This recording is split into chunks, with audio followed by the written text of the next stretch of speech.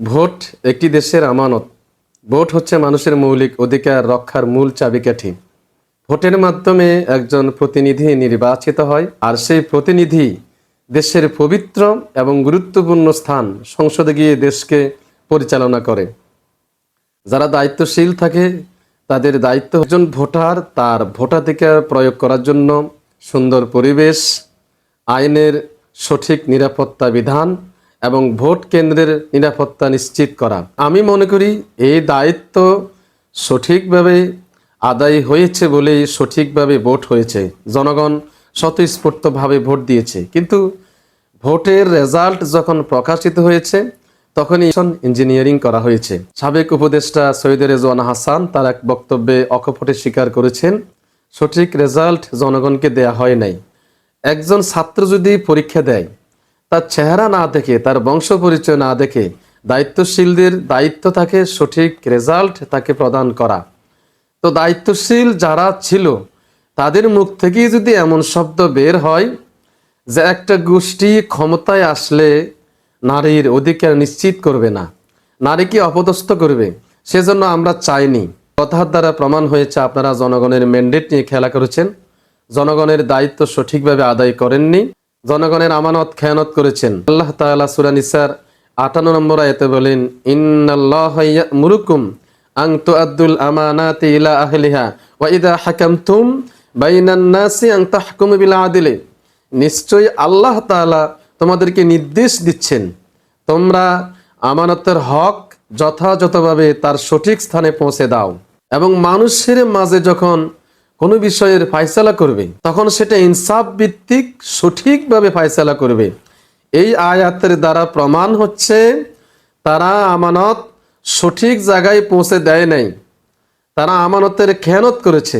ক্বালা রাসূলুল্লাহ সাল্লাল্লাহু আলাইহি ওয়াসাল্লাম, মা মিন আবদিন ইয়াস্তারঈহিল্লাহ রাইয়াতান ইয়ামুত ইয়াওমা ইয়ামুত ওয়া হুয়া গাশুন লিরাইয়াতিহি ইল্লা হারামাল্লাহু আলাইহিল জান্নাহ। যে ব্যক্তিকে মহান আল্লাহ তাআলা জনগণের দায়িত্ব দিয়ে সরকারে অধিষ্ঠিত করেছেন, সে লোক যেন সঠিকভাবে তার আমানত রক্ষা করে।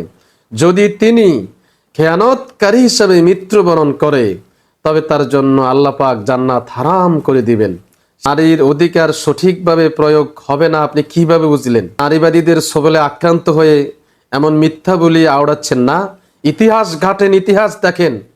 সেই আইয়ামে জাহেলিয়াতে আপনাদের নারীদের কোনো মর্যাদা ছিল না, আপনাদের নারীরা ছিল অবহেলিত, সমাজে কোনো মর্যাদা ছিল না, ঘরে কোনো মর্যাদা ছিল না, স্বামীর কাছে কোনো মর্যাদা ছিল না, সামাজিক এবং মহারানা কোনো দিকে মর্যাদা ছিল না। আপনাদেরকে মর্যাদা দিয়েছে ইসলাম, দিয়েছে কোরআন, দিয়েছে মুহাম্মদ মুস্তাফা সাল্লাল্লাহু আলাইহি ওয়াসাল্লাম। যে রাসূল সাল্লাল্লাহু আলাইহি ওয়াসাল্লাম ইসলামী খেলাফতের প্রধান ছিলেন, রাষ্ট্রপ্রধান ছিলেন, তিনি আপনাদের মতো নারীদেরকে গর্ত থেকে টেনে তুলে রানীর মর্যাদা দিয়ে সিংহাসনে বসিয়ে দিয়েছেন, আর ঘোষণা করেছেন আমরা পুরুষ, আমাদের পায়ের নিচে জুতা, আপনি নারী, মায়ের জাত, আপনার পায়ের তলে আল্লাহর জান্নাত, আল জান্নাতু তাহতা আকদামিল উম্মাহাত। অটিবাদীরা সামান্য ঠুনকু বিষয় নিয়ে রাস্তায় নেমে যায়, অথচ এই দেশে বিগত কয়েকদিনে ছোট ছোট মাসুম বাচ্চাকে দর্শন করে হত্যা করা হয়েছে, কিন্তু আপনাদের কোনো প্রতিবাদ নাই। আপনি রেজওয়ানা হাসান কোনোভাবে পার পাবেন না, যেহেতু ইলেকশন ইঞ্জিনিয়ারিং করা হয়েছে আপনি নিজেই স্বীকার করেছেন। আপনি এবং আপনার সকল উপদেষ্টা, তার সাথে প্রশাসনের সকল ঊর্ধ্বতন কর্মকর্তা, নির্বাচন কমিশনার, সবাইকে জনগণের সামনে জবাবদিহি করতে হবে। ওই হাদিস স্মরণ করুন যে হাদিসে রাসূল পাক সাল্লাল্লাহু আলাইহি ওয়াসাল্লাম বলেছেন, কুল্লুকুম রাইন ওয়া কুল্লুকুম মাসউলুন আর রাইয়া। যাকে যেই আসনে বসানো হয় সে সেখানকার দায়িত্বশীল, সে দায়িত্ব সঠিকভাবে আদায় না করলে কিয়ামতের ময়দানে তাকে তার দায়িত্ব সম্পর্কে জবাবদিহি করতে হবে।